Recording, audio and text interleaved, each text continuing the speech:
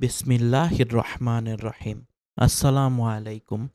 Stories of Islam বাংলায় আপনাদের জন্য আজ শুরু হচ্ছে স্টোরিজ অফ ইসলাম বাংলার বিশেষ নিবেদন মক্কা মদিনার দিনরাত্রি, এক হজযাত্রীর দিনলিপি।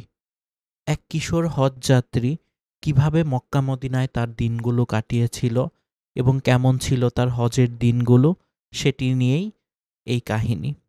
চলুন শুরু করা যাক। বিসমিল্লাহির রহমানির রহিম। পরম করুণাময় আল্লাহর নামে যাত্রা শুরু করিলাম। 4 জুলাই 2019। সকাল সকাল ঘুম থেকে উঠে ইহরামের নিয়তে গোসল করে রেডি হয়ে 2 রাকাত নফল নামাজ পড়ে আল্লাহর নিকট আশ্রয় প্রার্থনা করে আমরা বাসা থেকে বের হলাম। আমরা হজযাত্রী ছিলাম 5 জন। আমি, আম্মা, বড় খালামণি, সেজু খালামণি আর খালু। সাথে ফ্যামিলির অন্য সবাই আমাদেরকে সি অফ করার জন্য এয়ারপোর্টে এলো। মহান আল্লাহর অশেষ রহমত শুরুতেই আমাদের উপর নাজিল হলো।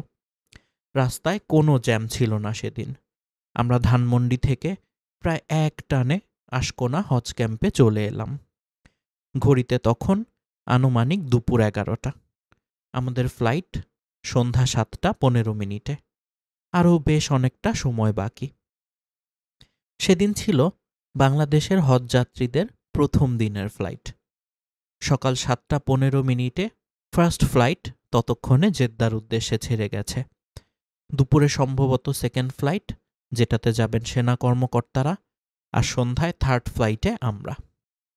হজ ক্যাম্পের ভেতরে এবং বাইরে অনেক সাংবাদিককে টেলিভিশন ক্যামেরা নিয়ে ঘোরাফেরা করতে দেখলাম। আমরা অনেক কষ্টে ক্যামেরাম্যানদের চোখ বাঁচিয়ে একটা বসার জায়গা খুঁজে বের করলাম।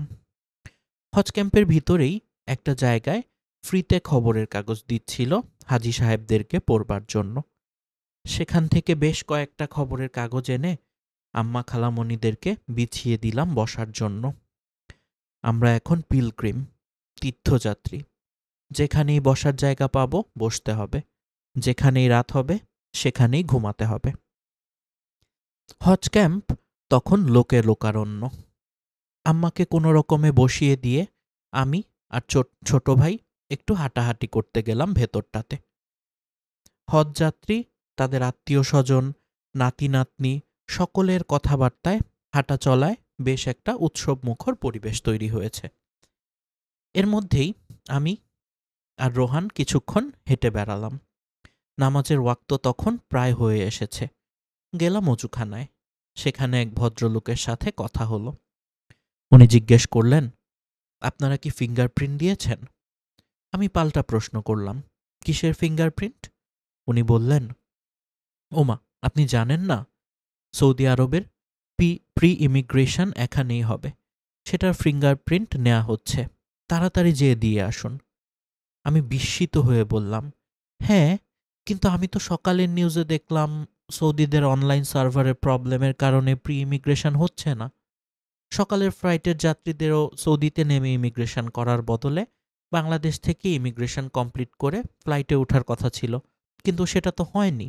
ভদ্রলোক বললেন, হ্যাঁ, কিন্তু এখন ফিঙ্গারপ্রিন্ট নেওয়া হচ্ছে কিছু একটার জন্য। আমি ভদ্রলোককে ধন্যবাদ দিয়ে ছুট লাগালাম। গিয়ে দেখি আসলেই ফিঙ্গারপ্রিন্ট নেওয়া হচ্ছে। আবার ছুট লাগালাম আম্মাদেরকে আনার জন্য। গিয়ে শুনি ওদিকে আরেক কাণ্ড, ভয়াবহ কাণ্ড। এক বয়স্কা আন্টি আর আঙ্কেল হজে যাচ্ছেন। আন্টির গলায় ঝুলানো একটা ব্যাগে ওনার পাসপোর্ট আর প্রয়োজনীয় কাগজপত্র ছিল। টাকা ছিল প্রায় 1 লাখ।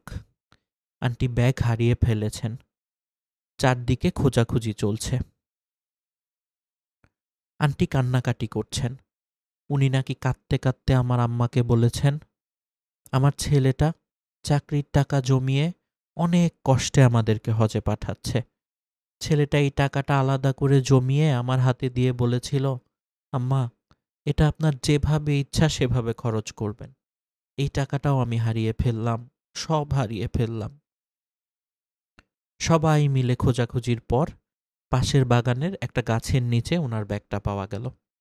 ব্যাগ খুলে দেখা গেল পাসপোর্ট, ভিসা আর অন্যান্য কাগজপত্র ঠিকঠাক আছে, কিন্তু টাকাগুলো নেই। সবার মধ্যে কিছুটা স্বস্তি এলো। যাক, ওনাদের যাত্রাটা আপাতত আটকাচ্ছে না। আল্লাহর দরবারে হাজার শুকরিয়া। আম্মা খালামণিদেরকে নিয়ে চলে গেলাম ফিঙ্গারপ্রিন্ট দিতে। সেখানে মহিলা আর পুরুষদের আলাদা রুম। প্রত্যেক রুমে অনেকগুলো ডেস্কের সামনে কর্তব্যরত লোকেরা বসে ফিঙ্গারপ্রিন্ট নিচ্ছে। পুরুষদের রুমে ঢুকেই আমার মনটা প্রচণ্ড রকম খারাপ হয়ে গেল।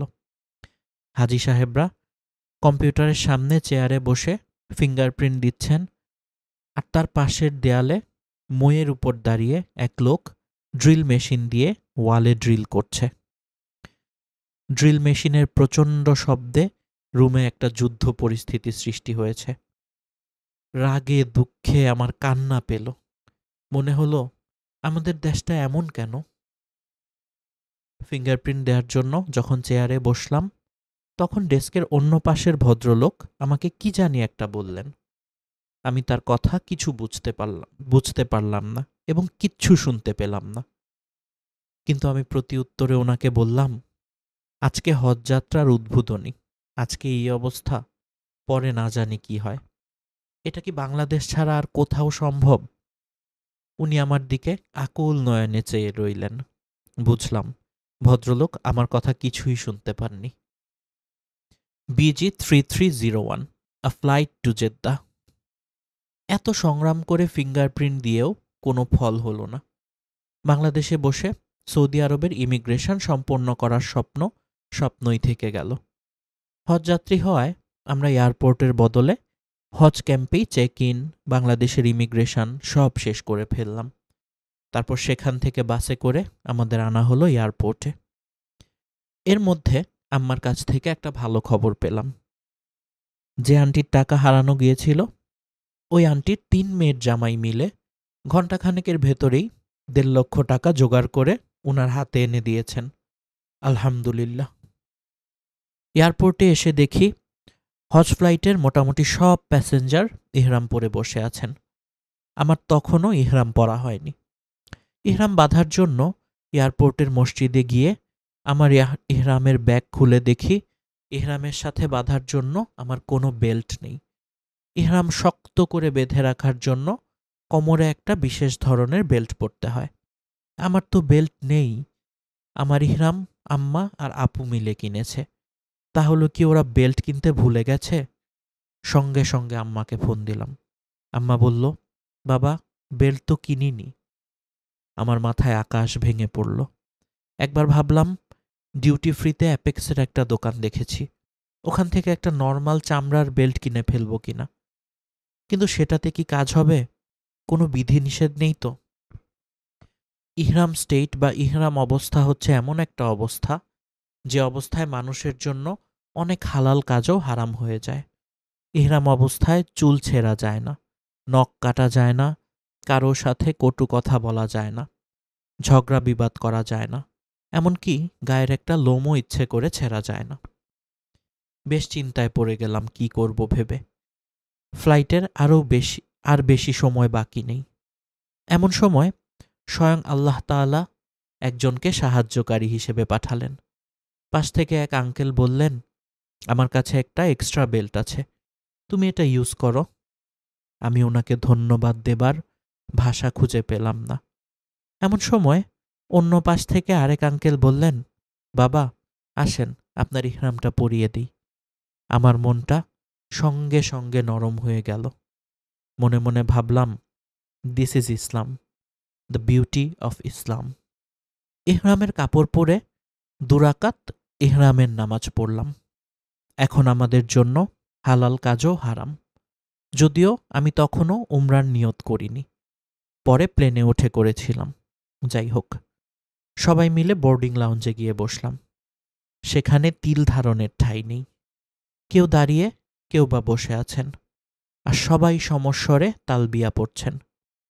লাব্বাইক আল্লাহুম্মা লাব্বাইক, লাব্বাইক লা শারীকা লাকা লাব্বাইক, ইন্নাল হামদা ওয়ান নি'মাতা লাকা ওয়াল মুলক লা শারীকা লাক, লাব্বাইক আল্লাহুম্মা লাব্বাইক, লাব্বাইক লা শারীকা লাক লাব্বাইক ইন্নাল হামদা ওয়ান নি'মাতা লাকা ওয়াল মুলক লা শারীকা লাক।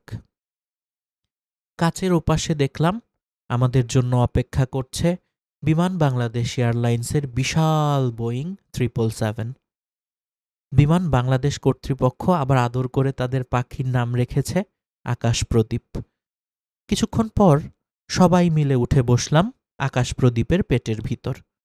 দেশ ছেড়ে যাচ্ছি, সবার মুখ ভার, কিন্তু সেই মুখে অন্য রকম এক দ্যুতি।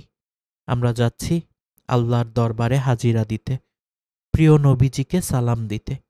এ ভাগ্য কজনারই বা হয়। স্পিকারে বিমানবালা ঘোষণা করলেন, ক্যাপ্টেন নোমান আর তার ক্রুদের পক্ষ থেকে আপনাদের BG 3301 নাম্বার ফ্লাইটে স্বাগতম।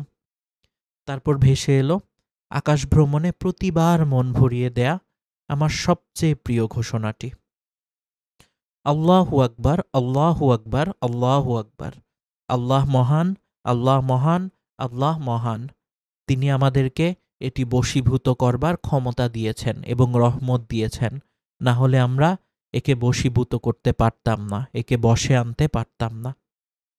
অর্থাৎ বিমানবালারা ঘোষণা করছে, আল্লাহ আমাদেরকে ক্ষমতা বা বুদ্ধি না দিলে এত বড় বিশাল বিমানটাকে আমরা বশীভূত করতে পারতাম না, আমাদের বশে নিয়ে আসতে পারতাম না আকাশকে।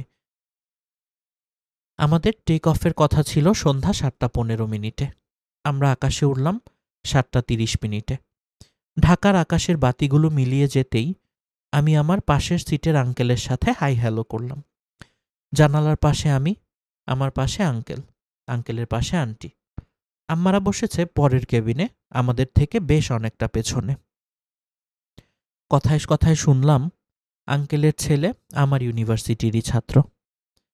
কিছুক্ষণ কথা বলার পর আঙ্কেল এশার নামাজ পড়ার জন্য পাগল হয়ে গেলেন। আমি বললাম, আঙ্কেল একটু ওয়েট করেন, এখন প্লেনটা যে ডিরেকশানে যাচ্ছে সেখান থেকে কিবলার ডিরেকশনটা অনেকটা ডান দিকে, আপনি কিছুক্ষণ ওয়েট করেন, একটু পরেই প্লেন সোজা কেবলার দিকে যাবে, তখন আপনি সিটে সোজা হয়ে বসেই নামাজ পড়তে পারবেন। তিনি আমার কথা শুনে বললেন, আচ্ছা। কিন্তু ওনার মধ্যে অস্থিরতা বাড়তে লাগলো। কিছুক্ষণ পর দেখলাম উনি নামাজ শুরু করে দিয়েছেন। আমাদের প্লেন তখনও কিবলার ডিরেকশনে উঠতে শুরু করেনি। আমি আর আঙ্কেলকে ঘাটালাম না। নামাজি মানুষরা আসলে এমনই হয়, ওয়াক্ত হয়ে গেলে তাদের অস্থিরতাও বাড়তে থাকে, আল্লাহর সামনে সেজদা দেবার অস্থিরতা। প্লেনের মুখ কিবলার দিকে ঘুরলে আমি ধীরে সুস্থে নামাজের জন্য প্রস্তুতি নিলাম। আমাদের গাইড মোহাম্মদ মিজানুর রহমান সরকার সাহেব সবার সিটের কাছে তায়াম্মুমের মাটি নিয়ে আসছিলেন। সেখান থেকে তায়াম্মুম করে নিলাম। তারপর এশার নামাজ কসর করে পড়লাম। এরপর উমরার নিয়ত করলাম। 3 বার তালবিয়া পড়লাম। লাব্বাইক আল্লাহুম্মা লাব্বাইক, লাব্বাইক লা শারীকা লাক লাব্বাইক, ইন্নাল হামদা ওয়ান নি'মাতা লাকা ওয়াল মুলক লা শারীকা লাক। ততক্ষণে এয়ার হোস্টেসরা স্ন্যাক্স আর জুস পরিবেশন করেছেন। পাশের সিটের আঙ্কেল আর আন্টি আমাকে নামাজ পড়তে দেখে আমার খাবার ওনাদের কাছে রেখেছেন। বিমানবালাদের মধ্যে আজকে একটা পরিবর্তন লক্ষ্য করলাম। হজ ফ্লাইট দেখেই বোধহয় ওনারা আজকে মাথায় ঘোমটা দিয়েছেন। স্ন্যাক্স শেষ করতে না করতেই ডিনার। এয়ার হোস্টেস আমাকে জিজ্ঞেস করলেন, চিকেন খাবো না মাটন? আমি কেমিক্যাল দেয়া ব্রয়লার মুরগি সবসময় অ্যাভয়েড করি, এজন্য বললাম মাটন। বিমানবালা আমার খাবার নিয়ে এলেন। খাবার শেষ করে আল্লাহর শুকরিয়া করলাম। তারপর একটু ঘুমানোর চেষ্টা করলাম, কিন্তু ঘুম এলো না। কেবিনের আলো তখন কমিয়ে দেয়া হয়েছে। কেউ ঘুমিয়ে আছেন, কেউ বা আধো ঘুম আধো জাগরণে আল্লাহর নাম করছেন। আমরা তখন 36,000 ফিট উপর দিয়ে উড়ে চলেছি। নিচে বিশাল আরব সাগরের ফেনিল জলরাশি, কিন্তু আমার জানালার বাইরে রাত্রির জমাট অন্ধকার ছাড়া আর কিছুই দেখতে পাচ্ছি না আমরা। কিন্তু আমার জানালার বাইরে রাত্রির জমাট অন্ধকার ছাড়া আর কিছুই দেখা যাচ্ছে না। আমি সেই অন্ধকার রাত্রির দিকে তাকিয়ে মনে মনে প্রভাতের পালনকর্তার জিকির করতে লাগলাম। আর মাঝে মাঝে কেবিনের ভেতর চোখ পড়লে একদল মানুষকে মুগ্ধ চোখে দেখতে লাগলাম, যারা একমাত্র তাদের রবকে রাজি খুশি করবেন বলে হাজার হাজার মাইল তফাতের এক দূর দেশে পাড়ি জমিয়েছেন। জেদ্দায় অবতরণ। প্লেন আস্তে আস্তে জলভাগ পেরিয়ে স্থলভাগে প্রবেশ করল ওমানের উপর দিয়ে। সিটের সামনে স্বয়ংক্রিয় স্ক্রিনে প্লেনের গতিপথের ম্যাপ দেখতে পাচ্ছিলাম।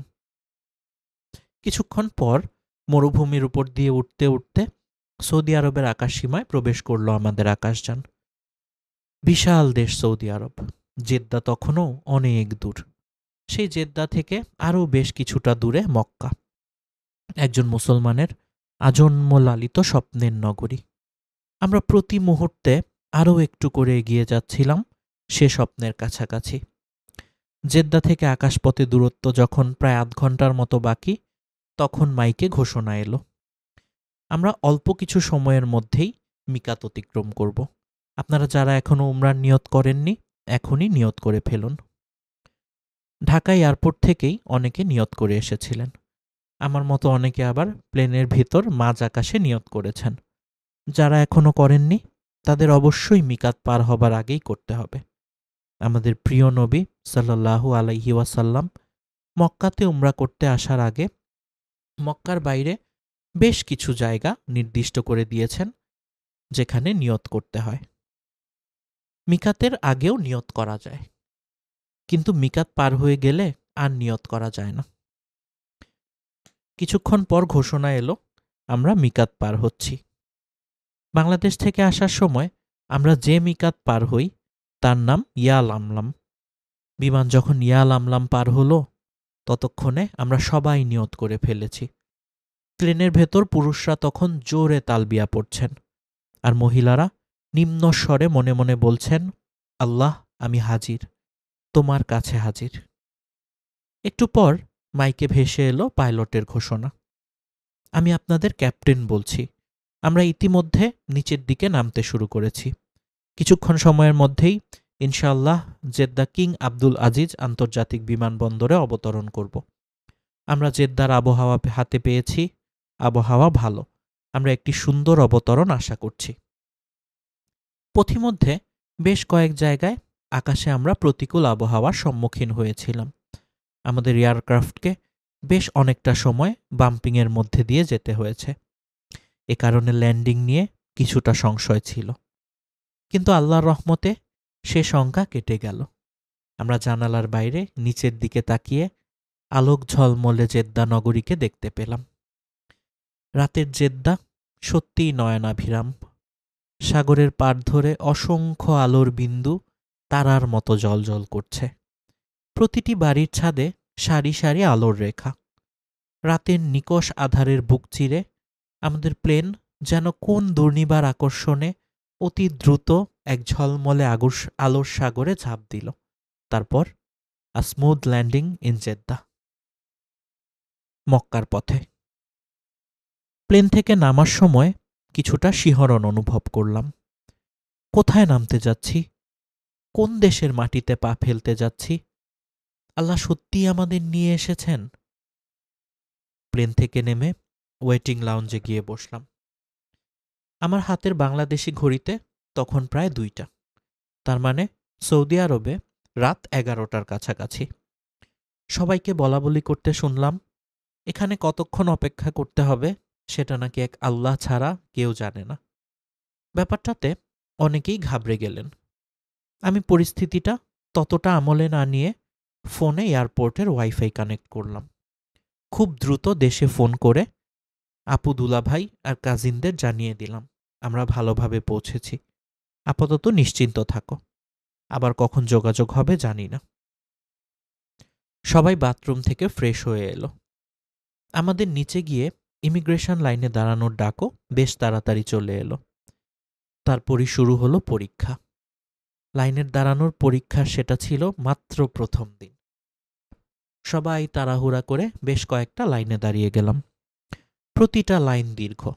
বেশ কিছুক্ষণ সময় লাইনে দাঁড়িয়ে থেকে টের পেলাম লাইন এগুচ্ছে না।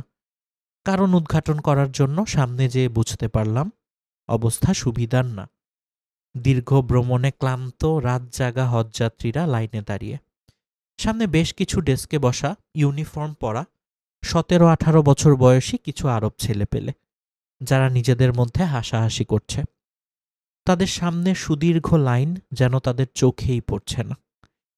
বেশ কয়েকজন তাদের সাথে কথা বলার চেষ্টা করে ব্যর্থ হলো। এরা ইংলিশের ইও বোঝে না, আমরা আরবির এও বুঝি না। এয়ারপোর্টের দীর্ঘ রাত কাটানোর আশঙ্কায় আমরা ভীত হলাম। অনেকে দেখলাম ফ্লোরে বসে বিশ্রাম নিচ্ছেন। ইহরামের 2 খণ্ড পাতলা কাপড় পরে আমি তেমন সুবিধা করতে পারছিলাম না। এখানে এসি বেশ ঠান্ডা, ফ্লোর আরও বেশি ঠান্ডা। দাঁড়িয়ে দাঁড়িয়ে দেখতে লাগলাম অন্যদের। শুনলাম সৌদি আরবের অনলাইন সার্ভারে কিছু একটা গণ্ডগোল, এজন্য ইমিগ্রেশন হচ্ছে না। ছোকরা অফিসারগুলো বিপুল উদ্যমে নিজেদের মধ্যে হাসাহাসি করে চলেছে, যেন এটা তাদের রাত জাগা কোনো আড্ডার বৈঠকখানা। লাইনে দাঁড়ানো সবাই ধীরে ধীরে অধৈর্য হয়ে উঠছে, কিন্তু ইহরাম অবস্থায় কিছু বলতে পারছে না। একসময় আল্লাহর রহমত আমাদের উপরে পড়ল।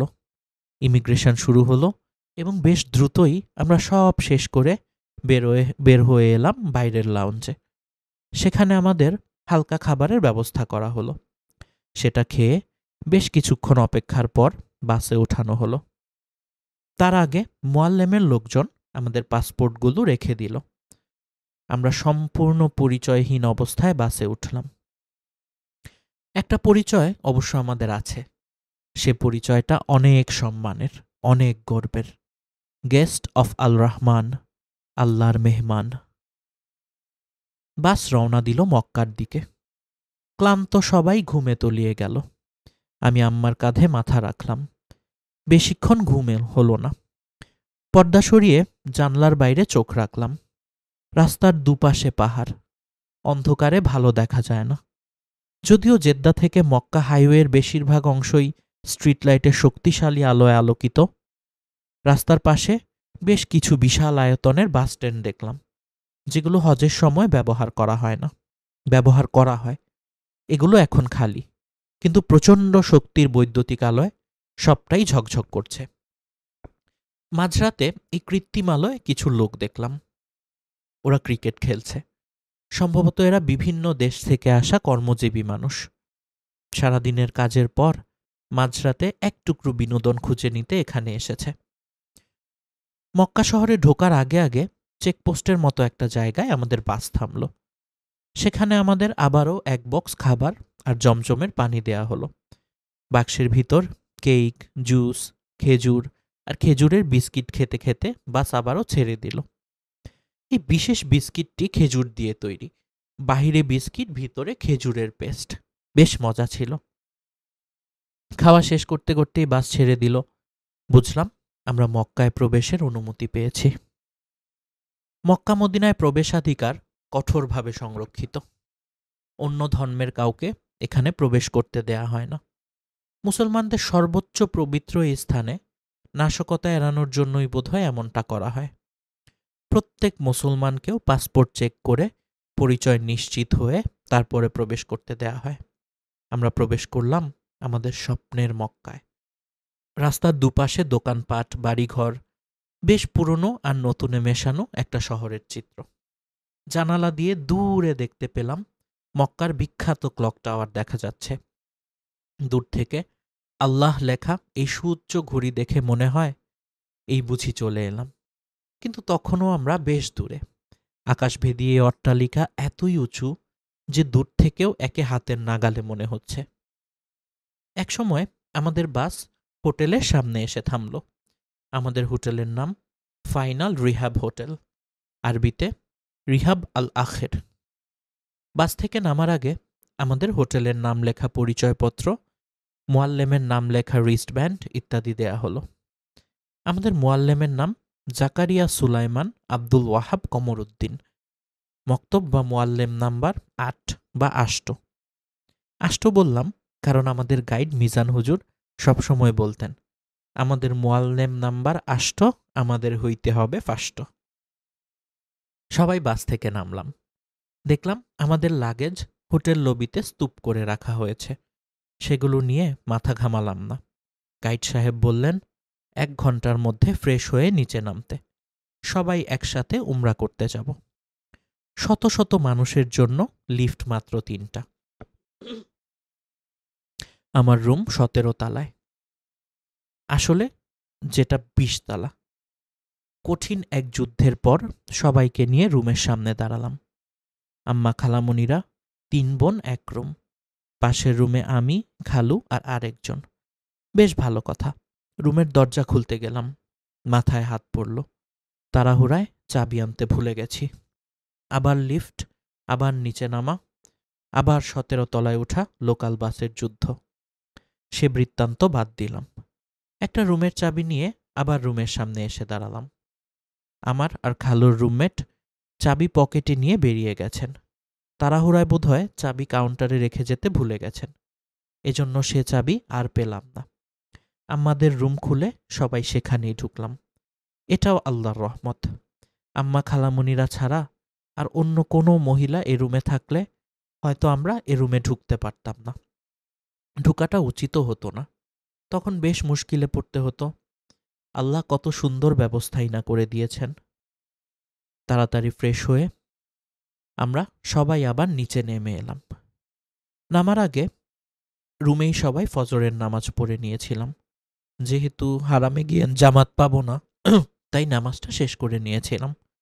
হোটেলের সামনের রাস্তায় দেখি আমাদের গাইড মিজান হুজুর আর ওনার গ্রুপের জনা 50 হাজি দাঁড়িয়ে আছেন। অন্যান্য গাইডরাও তাদের গ্রুপের হাজিদের নিয়ে মসজিদুল হারামের দিকে চলে গেছেন বা যাওয়ার প্রস্তুতি নিচ্ছেন। আল্লাহর ঘর কাবা শরীফ।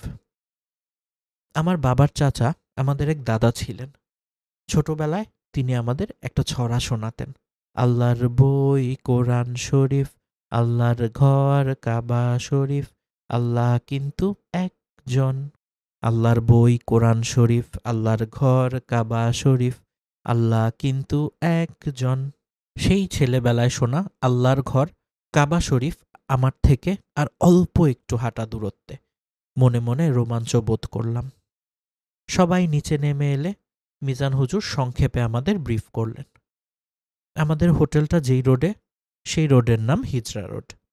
আমাদের প্রিয় নবী হজরত মুহাম্মদ মোস্তফা সাল্লাল্লাহু আলাইহি ওয়াসাল্লাম এই পথ দিয়ে হিজরত করেছিলেন। এজন্য এই রোডের নাম হিজরা রোড।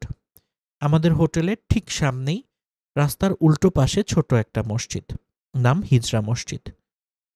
গাইড মিজান হুজুর আমাদের সবাইকে ভালো করে চিনিয়ে দিলেন। আমরা সামনের রাস্তা দিয়ে অল্প কিছু দূর হেঁটে গেলেই মসজিদুল হারাম। আমরা সোজা গেলে যে গেট পড়ে সেটা হচ্ছে ৭৯ নাম্বার গেট বা king Abdul Aziz gate. Gate দিয়ে ঢুকে মসজিদে পা রাখলেই কাবা চোখে পড়বে। আমরা এদিক দিয়ে গিয়ে 7 বার কাবা ঘর তাওয়াফ করব, 7 বার সাফা মারওয়া সাই করব। এভাবে দলবদ্ধভাবে উমরার কাজগুলো সম্পন্ন করে আমরা আবার দলবদ্ধভাবে ফিরে আসব। এর মধ্যে যদি কেউ হারিয়ে যায় তাহলেও চিন্তার কোনো কারণ নেই। ৭৯ নাম্বার গেট বা যে কোনো গেট দিয়ে বের হয়ে যে কাউকে জিজ্ঞেস করলেই হিজরা মসজিদ বা হিজরা রোড কোন দিকে তা দেখিয়ে দিবে। সংক্ষেপে সবাই পরবর্তী করণীয় বুঝিয়ে দিয়ে আমাদের সবাইকে নিয়ে হাঁটা শুরু করলেন মিজান হুজুর। হুজুর গলায় লাল রঙের ছোট টেপ রেকর্ডারের মতো ছোট্ট একটা পোর্টেবল মাইক লাগিয়েছেন। সেই মাইকে উচ্চস্বরে তালবিয়া পড়তে পড়তে তিনি আমাদের ছোট দলটাকে নিয়ে মসজিদুল হারামের দিকে এগিয়ে চললেন।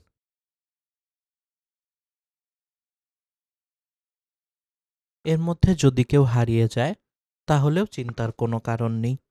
৭৯ নাম্বার গেট বা যে কোনো গেট দিয়ে বের হয়ে যে কাউকে জিজ্ঞেস করলেই হিজরা মসজিদ বা হিজরা রোড কোন দিকে দেখিয়ে দেবে। সংক্ষেপে সবাইকে পরবর্তী করণীয় বুঝিয়ে দিয়ে আমাদের সবাইকে নিয়ে হাঁটা শুরু করলেন হুজুর। হুজুরের গলায় লাল রঙের ছোট টেপ রেকর্ডারের মতো ছোট্ট একটা পোর্টেবল মাইক লাগিয়েছেন। সেই মাইকে জোরে তালবিয়া পড়তে পড়তে তিনি আমাদের ছোট্ট দলটাকে নিয়ে মসজিদুল হারামের দিকে এগিয়ে চললেন। সেদিন মক্কায় আমাদের প্রথম দিন। রাস্তাঘাট অচেনা। আমি 2 হাতে আম্মা আর বড় খালামণির হাত ধরে হাঁটতে থাকলাম। রাস্তার 2 পাশে অসংখ্য দোকানিরা জায়নামাজ, আতর, টুপি, হিজাব, তসবি আরও অসংখ্য জিনিসের পসরা সাজিয়ে বসেছে। হিজরা রোডের মাথায় এসে হুজুর আমাদের দেখিয়ে দিলেন ওই সামনে মসজিদুল হারামের মিনার। সামনের রোড দিয়ে সোজা গেলেই হারাম, আর পেছনে বা একটু বাম দিকে হিজরা রোডের প্যারালাল যে রোডটা গেছে সেটা ইব্রাহিম খলিল রোড। আর আমরা এখন যে চত্বরটাতে দাঁড়িয়ে আছি এর নাম কবুতর চত্বর। যথার্থ নাম। হাজারে হাজারে কবুতর নির্বিঘ্নে হেঁটে চলে বেড়াচ্ছে এই চত্বরে। তাদের মনে কোনো ভয় ডরের চিহ্ন মাত্র নেই। মানুষ আর পাখিদের কি সুন্দর সহাবস্থান। মনে মনে ভাবলাম, আমাদের দেশে এরকম হলে মানুষ কবেই মনে হয় এগুলোকে জবাই করে খেয়ে সাফ করে ফেলত। ততক্ষণে আস্তে আস্তে ভোরের আলো ফুটতে শুরু করেছে। সেই পবিত্র শহরের মিষ্টি আলো গায়ে মেখে আমরা এগিয়ে চললাম মসজিদুল হারামের দিকে, আমাদের স্বপ্নের বাইতুল্লার দিকে। ৭৯ নম্বর গেটের কাছে এসে জুতা খুলে হাতে নিলাম। তারপর গাইড সাহেবের পিছন পিছন সবাই দুরু দুরু বুকে গেট দিয়ে ভিতরে প্রবেশ করলাম।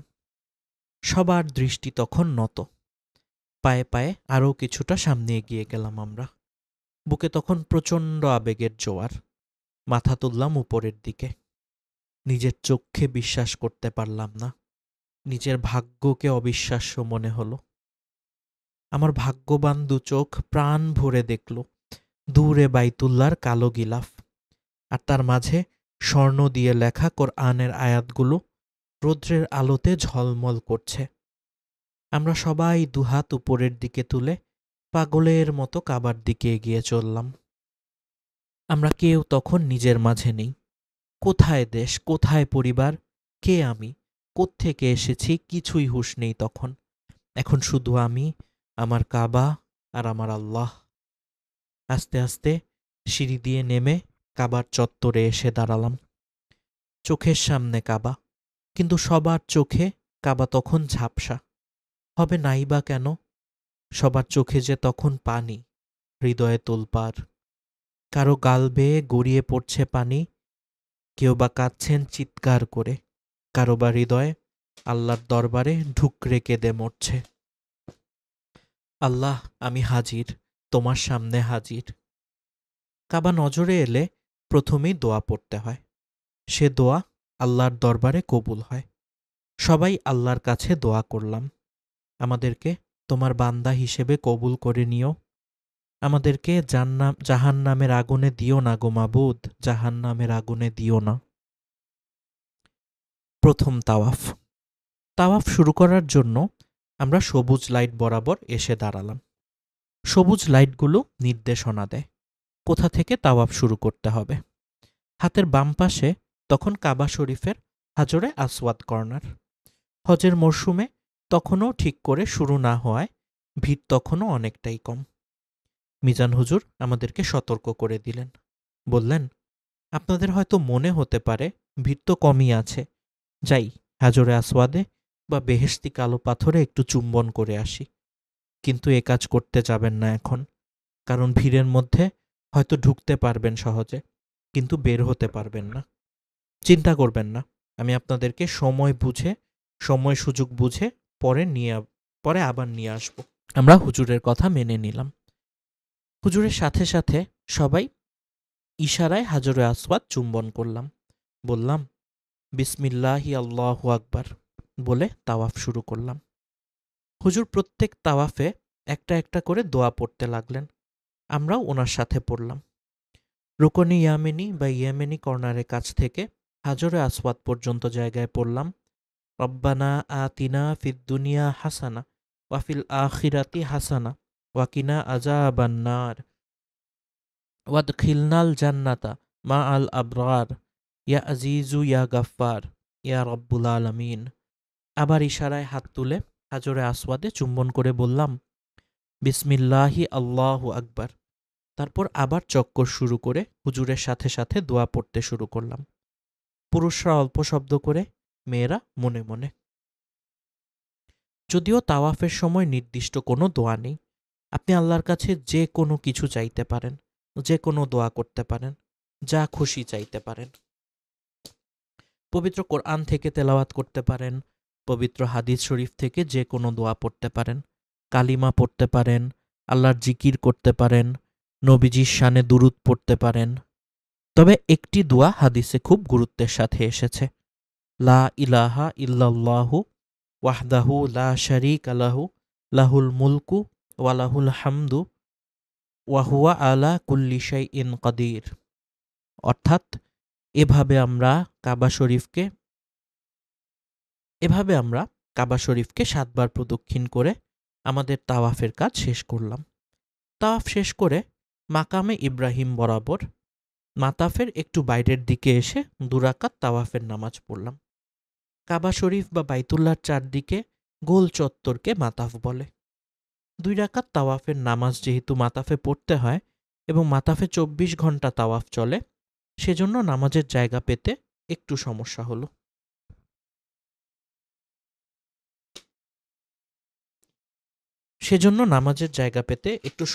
বা ভিড়ের সম্মুখীন হতে হয়। তাওয়াফকারীদের থেকে কিছুটা পেছনে সরে এসে সবাই তাওয়াফের নামাজ পড়ে। যদিও মাতাফে জায়গা না পেলে মসজিদুল হারামের যে কোনো জায়গায় তাওয়াফের নামাজ পড়া যায়। তাওয়াফের ২ রাকাত নামাজ পড়া ওয়াজিব। এই নামাজের একটা বিশেষত্ব আছে। নামাজের প্রথম এবং দ্বিতীয় রাকাতে আলহামদুলিল্লাহ বা সূরা ফাতিহার পর কোন সূরা পড়তে হয় তা নির্দিষ্ট। প্রথম রাকাতে সূরা ফাতিহার পর আমরা পড়লাম সূরা কাফিরুন এবং দ্বিতীয় রাকাতে সূরা ফাতিহার পর পড়লাম সূরা ইখলাস বা কুল হুয়াল্লাহ। এ নামাজ জামাতে পড়তে হয় না, সবাই যার যার মতো নামাজ শেষ করে দোয়া পড়ে উঠে পড়লাম। জমজমের পানি পান। মাতাফ থেকে বের হয়ে এবার হারামের ভিতরে প্রবেশ করলাম। হারামের ভিতর অসংখ্য ঘিয়া রঙের পানির জারে ঠান্ডা এবং নর্মাল জমজমের পানি রাখা। প্রত্যেকটা জারে পানির ট্যাপ বসানো। মসজিদের একটু দূরেই সারি করে এরকম অসংখ্য জার রাখা। প্রত্যেকটা সারিতে আবার কয়েকটা জার আলাদা করা, সেখানে লিখা নট কোল্ড।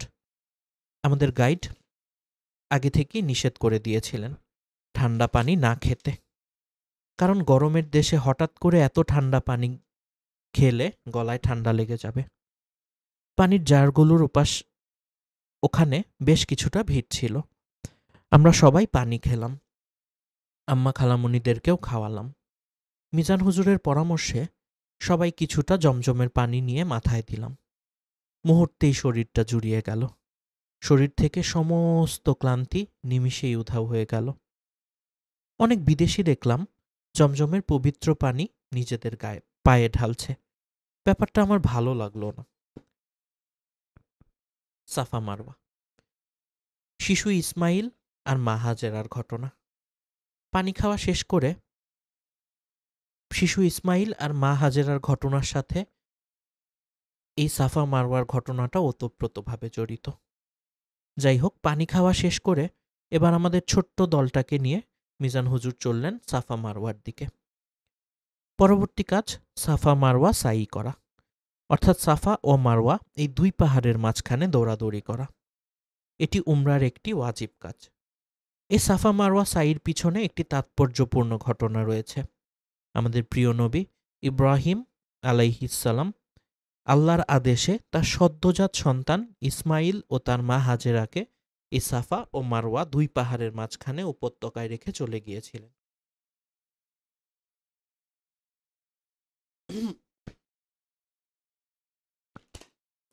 দুধের শিশু ইসমাইল আর মা হাজেরা। উত্তপ্ত পাথুরে মরুভূমির মাথার উপর গনগনে সূর্যের তাপ। এক পাশে কঠিন সাফা পাহাড়, অন্য পাশে রুক্ষ মারওয়া পাহাড়। পানির তৃষ্ণায় পাগল পাড়া ইসমাইল চিৎকার করে কাঁদছে। মা হাজেরার কাছে অল্প যে ১ মশক পানি ছিল তাও শেষ হয়ে গেছে। শিশুপুত্রের যন্ত্রণা মা হাজেরা আর চোখে সইতে পারলেন না। শিশু ইসমাইলকে সেখানেই রেখে পাগল পাড়া মা ছুটতে শুরু করলেন। একবার সাফা পাহাড়, আবার দৌড়ে মারওয়া পাহাড়। তিনি দূর থেকে পানি দেখেন প্রতিবার, কিন্তু কাছে গিয়ে দেখেন কিসের কি, সেই রুক্ষ পাথরের পাহাড় খা খা করছে।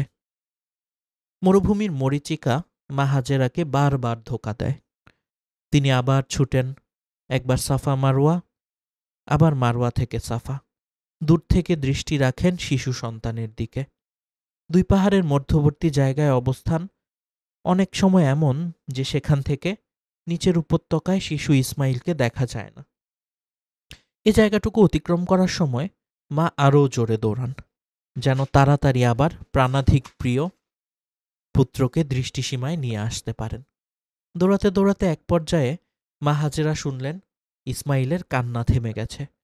মা চিন্তিত হয়ে পড়লেন, দৌড়ে গেলেন পুত্রের কাছে। গিয়ে দেখেন শিশু ইসমাইলের পায়ের আঘাতে সেখানকার পাথুরে মাটি ছিদ্র হয়ে গেছে, আর সেই ছিদ্র পথে কলকল করে বেরিয়ে আসছে জল। আল্লাহর কি অপূর্ব খেলা, অপূর্ব লীলা খেলা। মা হাজেরা পুত্রকে পানি পান করালেন, নিজেও প্রাণ ভরে পান করলেন সে পানি। তখনও কলকল করে বেরোচ্ছে আল্লাহর কুদরতের সে পানি। চারপাশে সব কিছু ভেসে যাচ্ছে। এবার পানির তোড় থামানোর জন্য মা কিছুটা ব্যস্ত হলেন। তিনি বললেন, জম জম, অর্থাৎ থামো থামো।